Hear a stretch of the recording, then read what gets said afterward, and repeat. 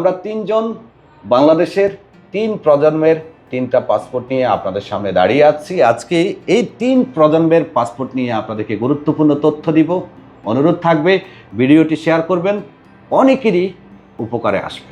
কারণ আসসালামু আলাইকুম ভিউয়ার্স, আজকে আমরা জানবো হচ্ছে পাসপোর্ট বিষয়ে কিছু তথ্য, যে সমস্ত বিষয়গুলো নিয়ে সাধারণত প্রবাসীর অনেক হয়রানি হতে হয় প্রবাসে থাকা অবস্থায়। যেমন পাসপোর্ট হারিয়ে গেলে, কপিল যদি পাসপোর্ট আটকিয়ে রাখে, অথবা পাসপোর্ট নতুন করে বানাতে হয়, মেনি থিংস। তো এই সমস্ত বিষয়গুলো আমরা জানবো আজকের ভিডিওতে শর্টলি, একদম সামান্যভাবে। তো ভিডিওটা শুরু করার আগে দিয়ে আপনারা ভিডিওটা সাবস্ক্রাইব করে আমাদের পাশে থাকুন এবং শেয়ার করে দিবেন। ধন্যবাদ। দর্শক, আমরা প্রথমে এই তিনটা পাসপোর্ট সম্পর্কে দেখিয়ে দিচ্ছি। আমার হাতে এটা হলো অ্যানালগ হাতে লেখা, যেটা টোটালি বাংলাদেশ সরকার ব্যান করে দিয়েছে।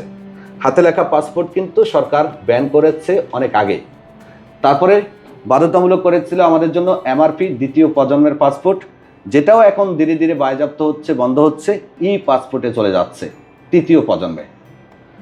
ধরুন আপনার কাছে অ্যানালগ হাতে লেখা পাসপোর্ট আছে, তো মাথায় রাখবেন আপনি সৌদি আরবে আর কখনোই পাসপোর্ট বানাতে পারবেন না।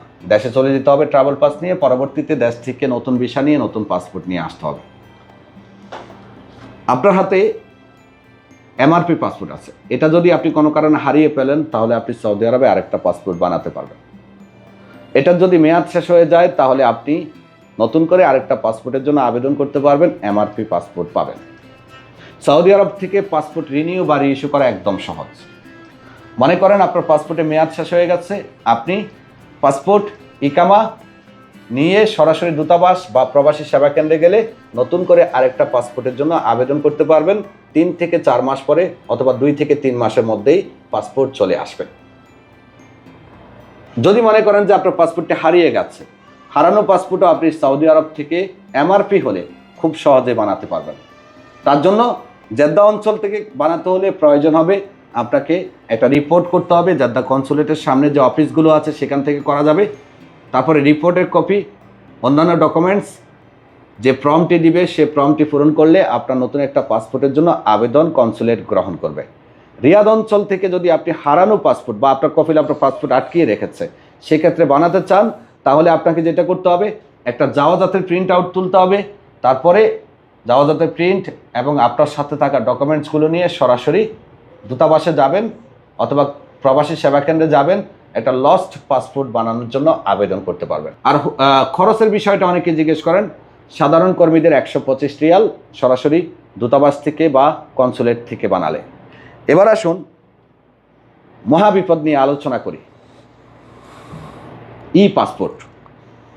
এই পাসপোর্টের জন্ম কিন্তু বেশি দিন হয়নি। বাংলাদেশ সরকার এখনও সৌদি আরবে এই পাসপোর্টের কার্যক্রম শুরু করেনি। এই মুহূর্তে কোনো ব্যক্তি যদি পাসপোর্ট হারিয়ে যায় বা কফিল যদি আটকিয়ে রাখে, সেক্ষেত্রে ই পাসপোর্ট সৌদি আরবে নতুন করে বানানোর কোনো সুযোগ নেই, হারানো হিসাবেও বানানোর কোনো সুযোগ নেই। এমনকি অনেকেই প্রশ্ন করেন যে ঠিক আছে, আমার ই পাসপোর্ট তো হারিয়ে গেছে, আমি কি এমআরপিতে যেতে পারবো কিনা? না, ই পাসপোর্ট থেকে এমআরপিতে যাওয়ারও কোনো সুযোগ নেই। তাই যাদের কাছে ই পাসপোর্ট আছে তাদেরকে বলবো পাসপোর্টটি সংরক্ষণ করুন সঠিক জায়গায়। কোনো কারণে হারিয়ে গেলে যতক্ষণ পর্যন্ত সৌদি আরবে ই পাসপোর্টের কার্যক্রম শুরু হচ্ছে না ততক্ষণ পর্যন্ত আপনি কিন্তু পাসপোর্ট বানাতে পারবেন না।